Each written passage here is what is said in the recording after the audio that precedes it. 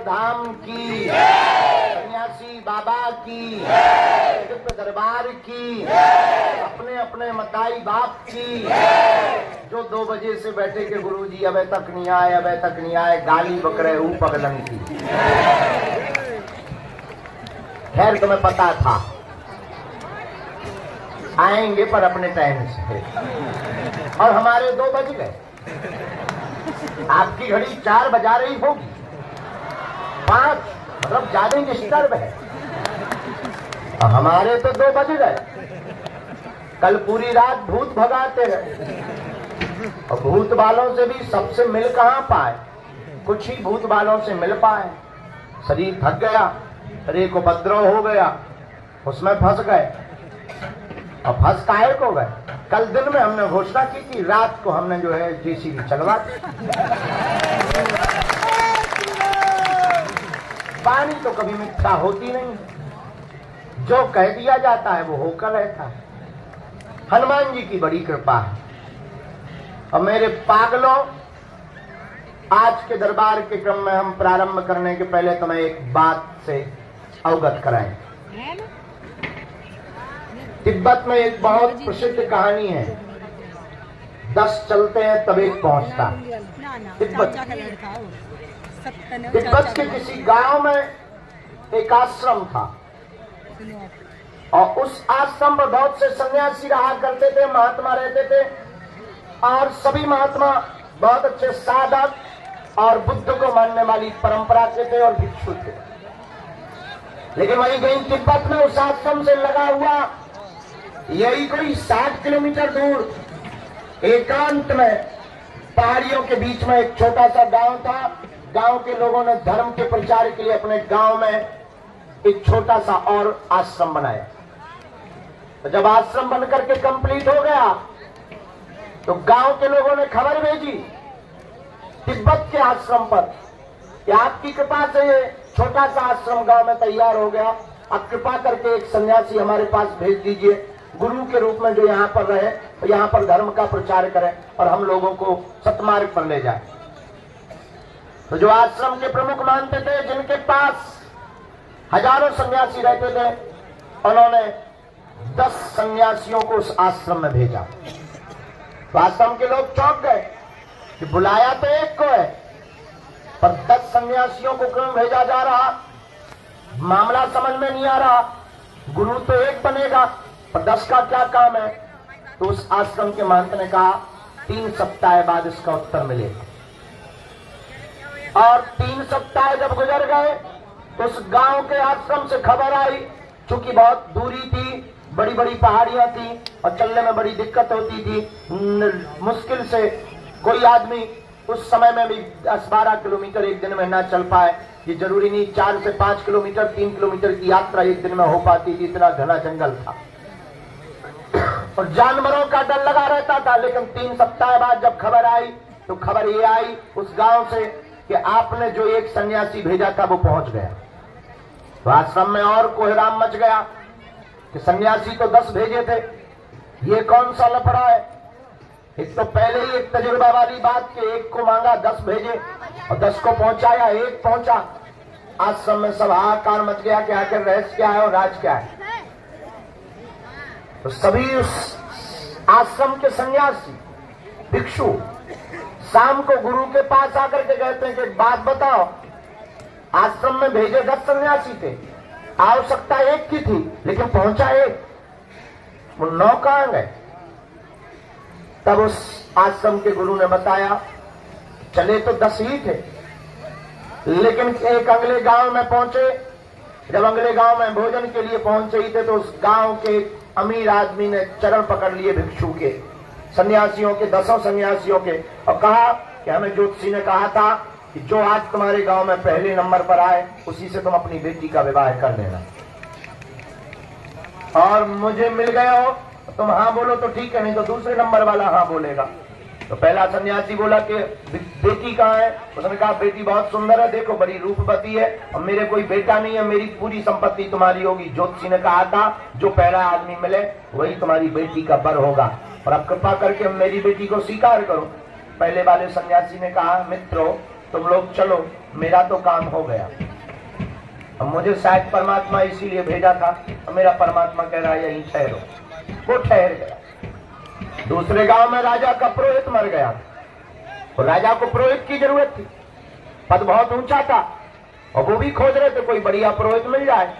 और 9 सन्यासी चले जा रहे थे। एक सन्यासी ने कहा कि ये काम बहुत अच्छा है, राजसी ठाट बाट रहेगा, काम कुछ करना नहीं, पुरोहित बने रहेंगे।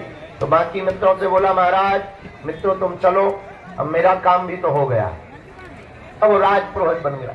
धीरे धीरे अंतिम छोर के गांव तक, जहां छोटा आश्रम बना था, वहां पहुंच नहीं वाले थे। उसके पहले एक पड़ाव पड़ा, एक गांव पड़ा। 2 सन्यासी मात्र, एक एक करके सब रुक गए। एक सन्यासी में से 2 सन्यासी बचे, 10 सन्यासी में से 2 सन्यासी बचे। एक सन्यासी बोला, आप कहो तो यहाँ पर प्रवचन किया जाए। तो प्रवचन किया। तो प्रवचन में एक नास्तिक आदमी खड़ा हो गया, ये सब बेफिजूली की बातें बंद करो, कोई भगवान भगवान नहीं होता है, कोई ईश्वर नहीं होता, कोई निर्वाण नहीं होता, ये सब वार्तालाप बंद करो। तो 2 सन्यासी में से जो एक प्रवचन कर रहा था, उसने दूसरे वाले को धक्का देकर कहा कि तू एक काम कर, तू जा, तू आश्रम संभाल, मैं इस नास्तिक को जब तक आस्तिक नहीं बना दूंगा तब तक किसी गांव में ठहरूंगा। और वो सन्यासी पहुंच गया।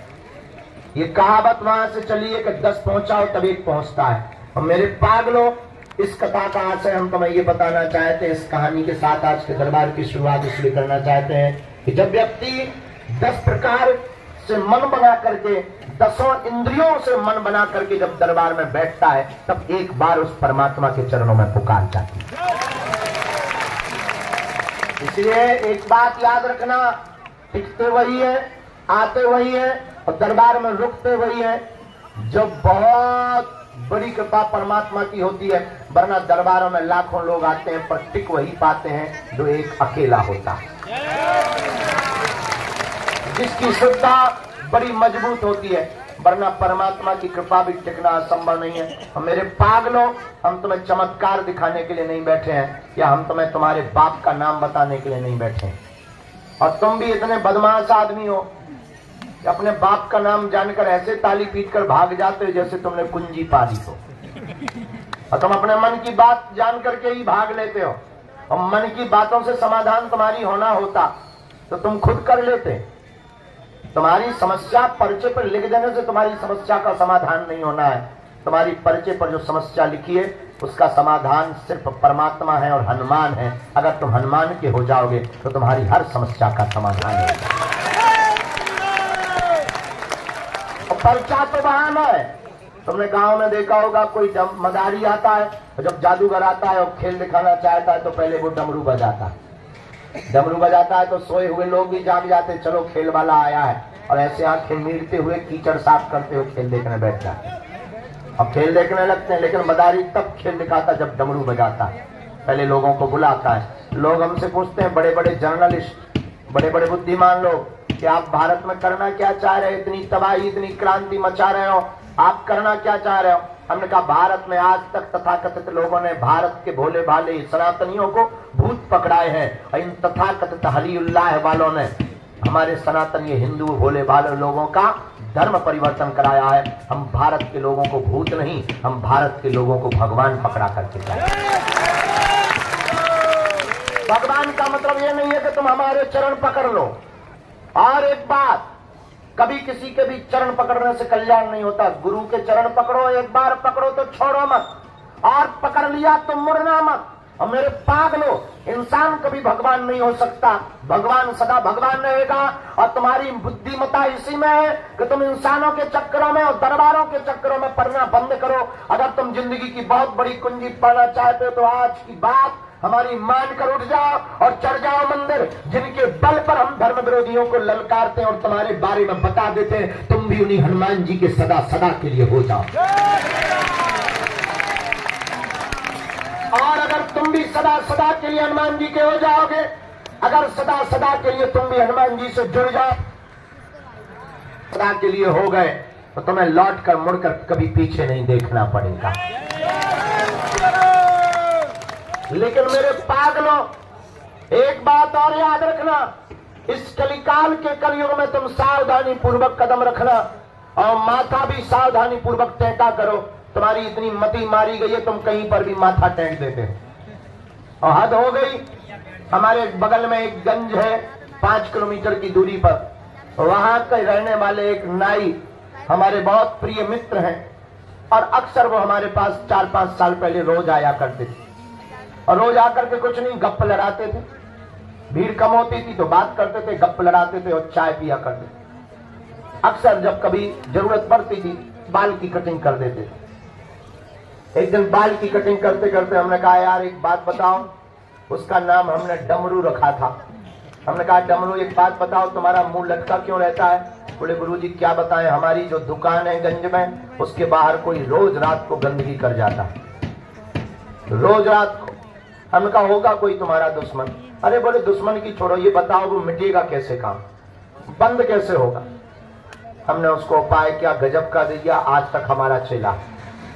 हमने उसको कहा, एक बात बता, आसपास कोई पत्थर है वहां? बोला, हाँ एक छोटा सा पत्थर है। हम कहा, तेरे पास में लाल कलर का कोई कलर है? इंगोर, श्री, रोली? बोले है। हम कहा, ठोक दे उस पर, लगा दे। बोले, उससे क्या होगा? तो चुप रहे यार, सुन तो। हमने कहा, तेरे पास में कुछ नारियल की खोपड़ियां हैं? नहीं है। हमने कहा, यहां से भर के ले जा। एक बात बता, अगरबत्ती है? बोले, अगरबत्ती से। हम कहा, जली हुई लगा दे, बुझी बुझाए। बोले, उससे क्या होगा? अरे हम कहा, तू लगा के तो देख यार। और 10-15 दिन बाद नवरात्रि हो, नवरात्रि के बाद दशहरा हो, दशहरा के बाद वो फिर आया। हम कहा, और सुनाओ, वो घटना बंद हुई? रोज गंदगी कर जाता था तुम्हारे दुकान के बाहर, घटना बंद हुई? अरे बोले, घटना बंद हुई कि नवरात्रि में तो वहां देवी प्रकट हो गई। और बोला, गुरुजी धन्यवाद। हम कहा, किस बात पे धन्यवाद? अरे बोले, गांव की माताओं ने तो सिर धर धर के प्रणाम कर करके लल्ला मांगा, किसी ने तो नौकरी मांग ली। अब बोले, गुरुजी क्या कहना तुम्हारे तजुर्बे का? हम कहा, क्यों? अरे बोले, ये 5 का सिक्का लो हमसे। हम कहा, यार 5 का सिक्का क्यों दे रहा? अरे बोले, पूरे 10 दिन में रोज 11 से 12 रुपया चढ़ोतरी भी आती, एक कटिंग निकलती थी। एक कटिंग के उस जमाने में, बाल कटिंग के उस जमाने में 10 रुपया से ज्यादा ही नहीं था, 5 या 10 रुपया। बोले, गुरुजी आपकी कृपा से रोज एक कटिंग निकलती थी। तो हम आपको ये कहना चाहते हैं कि हम सनातनी लोग हैं, हम तो पत्थर में भी परमात्मा प्रकट कर लेते हैं।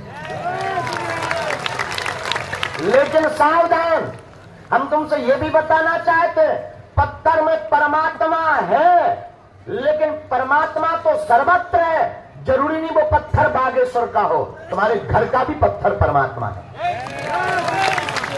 ये बात हम तुम्हें इसलिए बताना चाहते हैं कि तुम जगह जगह भटकना बंद करो, जगह जगह दरबारों में जाना बंद करो, तुम हमारे पास भी आना बंद करो। अगर तुम अपनी जिंदगी में जिंदगी के प्रत्येक प्रश्न का उत्तर पाना चाहते हो, और तुम अपनी जिंदगी में पीढ़ी दर पीढ़ी के लिए समाधान पाना चाहते हो, तो आज के दिन में तुम्हें एक बड़ा काम करके अपने घर जाना, पर्चा लेकर जाना या ना जाना, मंदिर चढ़ जाना और जाकर कह देना, बस बहुत हो गया, हमने बहुत भटक लिया, हमने बहुत रो लिया, हमने बहुत धक्के खा लिए, हमने बहुत अपनी हंसी उड़वा ली, हमने बहुत परिवार के ताने सुन लिए, हमने बहुत परिवार की ठोकरें खा ली, हमने बहुत लोगों के उलाहने सुन लिए। अब खबरदार, आज से तुम हमारे और हम तुम्हारे।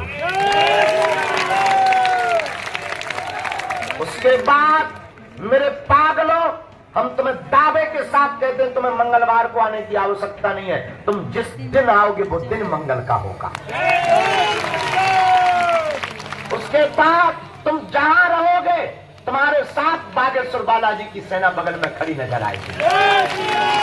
जब जब विपत्ति तुम्हारे ऊपर आएगी, याद रखना, तुम्हारे पास संकट है तो बागेश्वर हनुमान जी तुम्हारे संकट मोचन बनकर खड़े नजर आएंगे।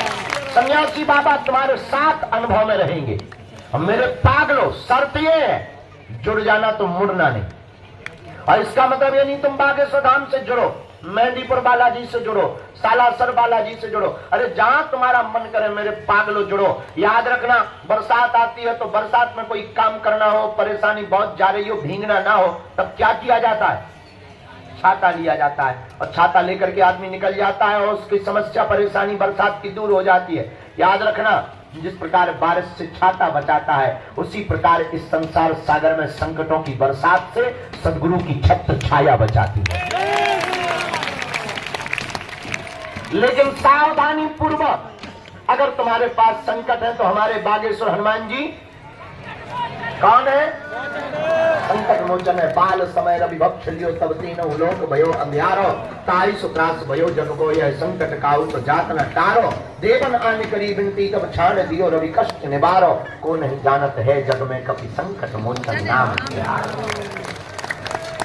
इसलिए आप आए हो, स्वागत है। आप बैठे हो, धन्यवाद।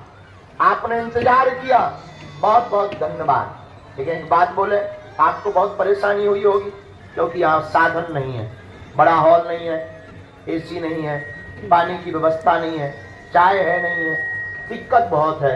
हम मानते हैं साधन नहीं है पर साधना है। साधना तो इतनी है, ऐसा बोलने से लोगों को लगता होगा कि पता नहीं है बाबा क्यों बोल रहा, पर हम इतना बोल सकते हैं गर्व के साथ, हिंदू होने के नाते। इस पूरी दुनिया में सनातन संतों को छोड़कर किसी भी मजहब के धर्म गुरुओं की ताकत नहीं है बागेश्वर धाम की शक्तियों का सामना करने।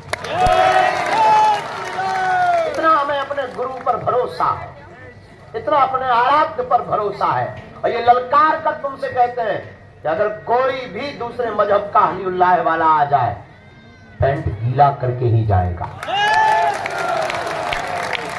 हम उसके बारे में इतना बताएंगे वो अपनी लुगाई को मुंह नहीं दिखा पाएगा। लेकिन ये हनुमान जी ने हमें कृपा किसी की बेइज्जती करने के लिए नहीं दी है, अपने सनातन के प्रचार के लिए दी है, किसी की अवहेलना करने के लिए। हाँ, जो मानता नहीं, जो कहता भगवान नहीं होते, दिव्य शक्तियां नहीं होती, ये सब झूठ है, ये सब कपोल कल्पना है, उनकी ठटली बारने के लिए दी है।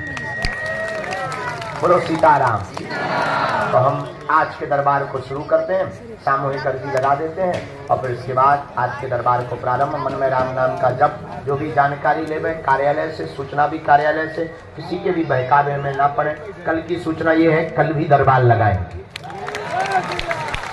और परसों मंगलवार है, परसों पुरानी पेशी का दरबार लगाएंगे।